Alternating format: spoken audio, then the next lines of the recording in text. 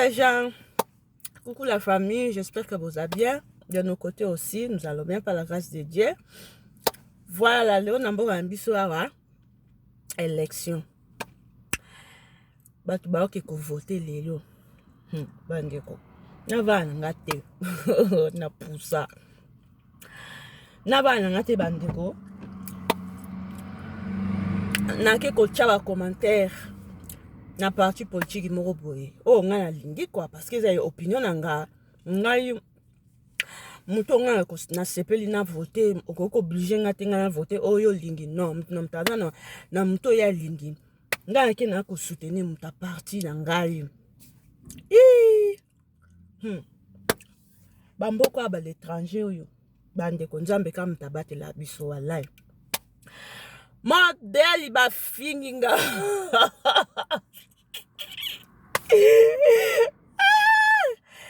Nzambe batamboko babe mpoli moko mama modeli bafingi ngai mafinga siko ngapela linga bongo nga komsolo kwa matumboli nazotumbola bango nazotumbola bango soka muta parti politique onga na lingi wana po eza confidentiel mwana ta kombo ya te muta parti politique onga na lingi wana soka osala ka conférence moko boye to publicité to information mo bazo pesa na aimé page na ye so kaka nini oyo ekotelinga notification ekotelinga na ke na che commentaire bongo bato mboko ntango bakozongela ngai modeli bazofinga ngai bandeko napoza koseka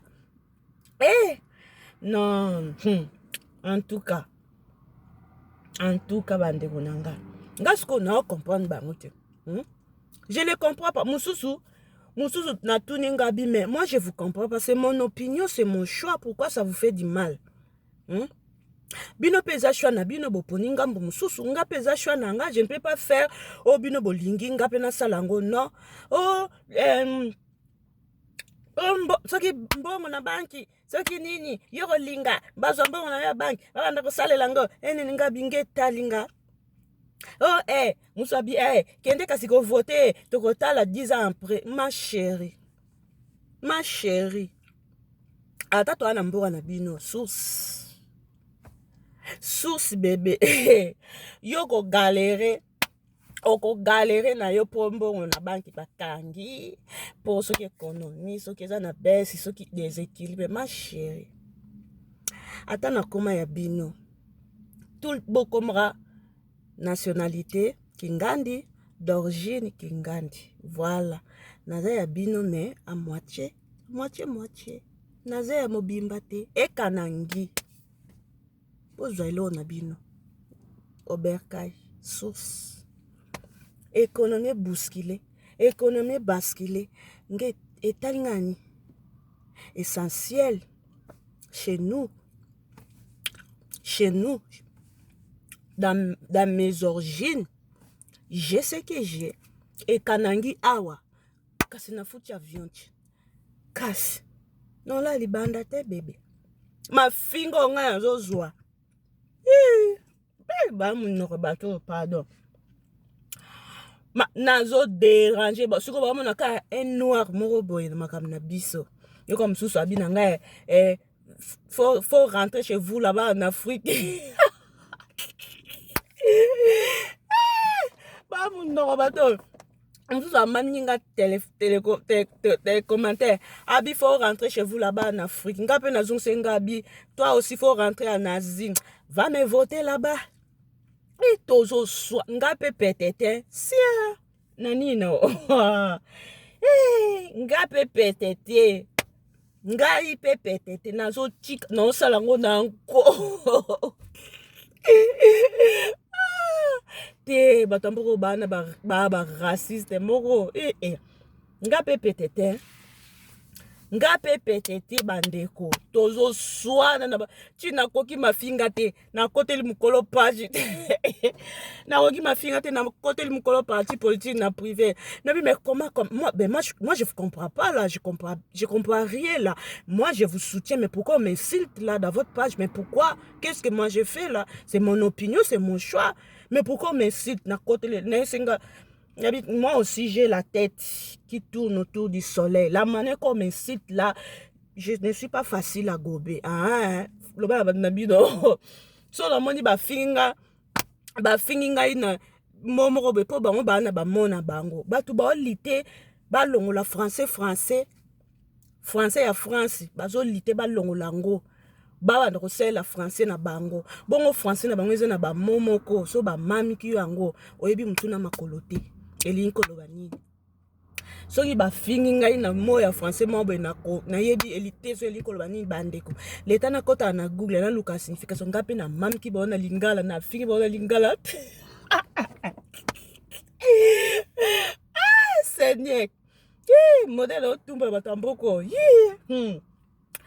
en tout cas nazo tumba la bango voilà, aujourd'hui c'est notre journée de vote, on va aller voter. Là, je suis à mon travail, j'ai eu ma pause. Donc, quand je finis, na bosani bulletin de vote nanga nandaku. Donc, sur le voter, il faut y avoir un bulletin na bosani bulletin nandaku. Donc, dès que je finis ici, je retourne à la maison, je prends mon bulletin. Si c'est ma bulletin, si c'est mon bulletin, je m'en fous des Français. Je prends mon bulletin, puis je m'avais voté. Je m'avais voté. Dans la vote en beaucoup. Suis-soi. Ce que j'ai aimé. Bazu ba candidat ne so ba telemisi bango wana. Bandi ko poser mon ba question. Moko. Bazo tala sko réponse ya moko. Après baz analyser yango. Nani a répondre bien pour na bénéfice ya mboka. Nani a répondre mabe pour na échec ya mboka. Mais ce que c'est la qui biso en Afrique. Mais bo pesi bat ba 500 francs na ba polo pour ba ke ko voter bino mais projet ya malam pour na mboka. Ata bozana ngo bo lobby yango mais tant ko arriver sur le terrain, bo réaliser raté. Pourquoi bo sala biso bongo? Ba français ba bi on est mieux chez toi hein. Oui. Parce que si on était mieux chez vous, chez nous pardon, on n'allait pas être dehors partout, comme on l'a comme partout. Ça va pas chez nous. C'est ça, on est dehors. Tote qui na école yamboka tozu école mususu tozu yango. Parce que ça va pas chez nous. Pourquoi to vivre une vie meilleure? Pourquoi to vivre en stabilité, to vivre une vie meilleure? Toi na choisi. Mba konja Afrique parce que toi na choisi. Besoin conscience. Hein? Bote la trois présidents ya Sahel. Oui, Sahel, ce qui Sahel. Président Burkina Faso ya Mali na ya Niger. Botala. Bata na continent côté na Occident. Ok, ba yibaka na pays na bango, bakenda ko bombisa na France, to na États-Unis, to na Canada. Exacté. C'est-à-dire mbongo na bango, ba salaire na bango, bazo tiango en action pour na développement ya bamboka na bango. Soki ba impérialiste ba occidentaux ba telemeli nanyo Ibrahim Traoré te Burkina Faso tozakaka bo mona ndenge ko avancer. Pe comme un pays France na kati Afrique Burkina Faso. Hein? Bon, on a un président a un souci à peuple, a un souci à mboka na et avancer et développer. Mais bino ba misu soutien, bino ba misu soutien. Ba salaire na bino bozo kinda ko bombisa ngo na ba pays étranger. Soko soli aux avions urgence, OK ko se faire traiter na pays étranger. Ba na bino bazana bandaku ba mituka ba nini na ba pays étranger ba appartement. Mais nous les populations nous souffrent. Mbongo na biso population yango na bino bosombela yango bandaku na pays étranger bozomo bambongo na banque ba compte privé na ba pays étranger ale ba banque wana ya ba pays étranger bazo bambongo na bino bazo tourner yango bambongo na bango eza développer mais biso siko oloba na ke o changer nationalité pourquoi pas te na changer oui na ko changer parce que Non, mon a clarté, sauf qui paie. Oui, sauf qui paie. Sauf qui peut, maman. Sauf qui peut, c'est mieux n'a changer pour nous à la l'aise. N'a vivre en paix, n'a vivre en sécurité. C'est ça qui est important, le plus important. La sécurité d'un homme. C'est ça. Hein? Moi, mais sécurité, le quoi, soni. Ah, pe kasi. Guerre sili. Bon, oh, guerre, moyen boke avancer yate, moyen to tongue yate, moyen boke se développer yate, parce que, rebelle M23, parce que, terroriste, parce que, bon, Kagame Ndimi a cessé les faits, total abino siko. Mon ba ma Denise, maman na komene, Thérèsia, madame Thérèse, ce qui n'y a n'angwana, elle a bien fait son travail, elle a bien défendu la République démocratique du Congo. Ah oui, cette dame est très intelligente. La dame a bien défendu la République démocratique du Congo. Elle a bien fait son travail. Maintenant, ça reste à vous autres. Bato économie, bossa msana bino économie kende bien. Bato transport, bossa msana bino transport kende bien. Bato ya urbaine, bossa msana bino ki urbaine kende bien. Muntu na mtasa msana, c'est ça. Parce que la dame a bien défendu notre cause.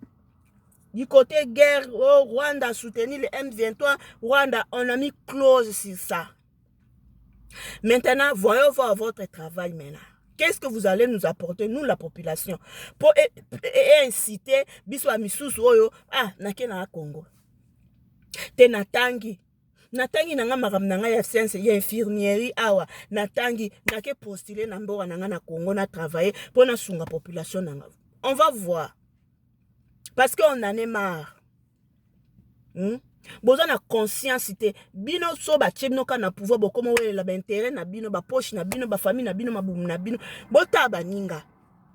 O mususu wana na otanga ba kombo te parti mususu wana batuni ba ese babi mais tromper à lobby à refouler 500 000 haïtiens. Yo lobby nini. Alobi bébé c'est correct, faut que bazonge pas na bango. Toi tu penses que ceux qui na Haïti, il y avait pas de guerre. T'allais voir une ou un haïtien dehors da bamboko na bino. Non, il allait rester chez eux parce que il travaille, il a tout, il vit bien. Mais comme ça va pas au pays, qu'est-ce qu'ils vont faire? Ils vont quitter le pays pour chercher le kwanga bébé.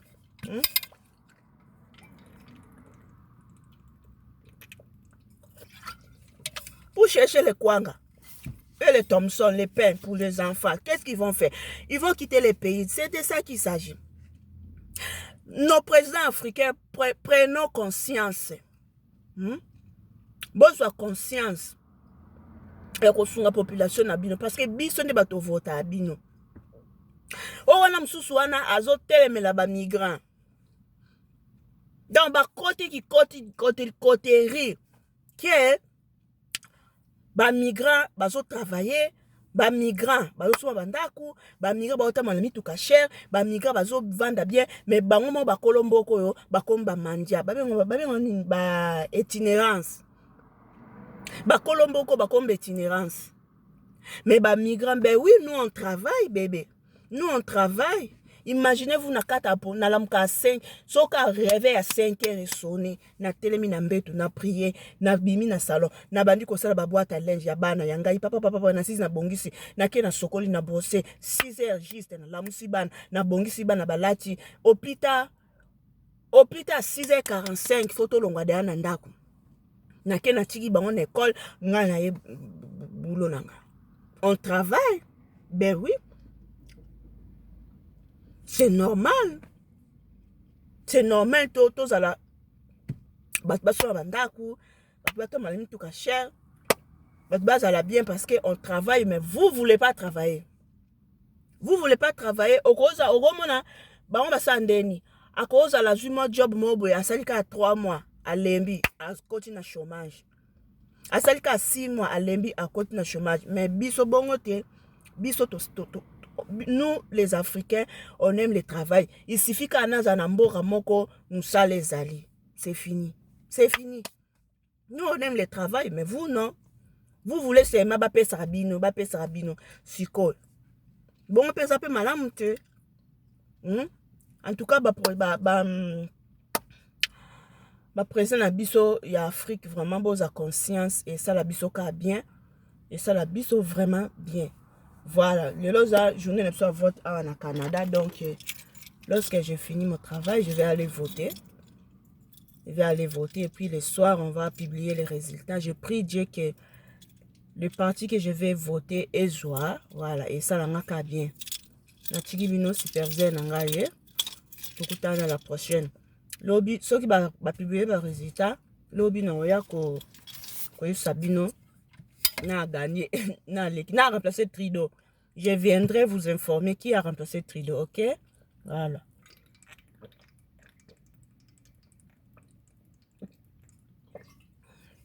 Je prends un petit gorgeon parce que je laisse ma bouteille ici dans mon auto. J'entre pas avec à l'intérieur. Ok. Donc, voilà quoi. Aujourd'hui, ça annonce beau.